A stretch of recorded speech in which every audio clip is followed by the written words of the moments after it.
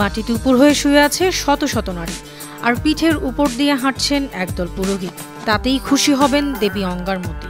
নিঃসন্তানকে দেবেন সন্তান, স্বাস্থ্যহীনকে দেবেন ভালো স্বাস্থ্য, আর অভাবীকে দেবেন ধন সম্পদ। এমনই বিশ্বাস ভারতের ছত্তিশগড়ের ধামতারি জেলার লোকজনের। এই বিশ্বাসেই সেখানে প্রতি বছর আয়োজন হয় বিখ্যাত মাধাই মেলা। প্রতি বছর দীপাবলির পরের প্রথম শুক্রবার দেবী অঙ্গারমতির আশীর্বাদ পেতে শত শত নারী মাটিতে শুয়ে পড়েন। এবারও ৫২টি গ্রামের ৫০০-এরও বেশি বিবাহিত নারী অংশ নিয়েছিলেন এই অভিনব আচার পালনে। তাদের বিশ্বাস, পুরোহিতরা যখন তাদের পিঠের উপর দিয়ে হাঁটেন তখন দেবীর আশীর্বাদে তাদের সব সমস্যা দূর হয়ে যায়।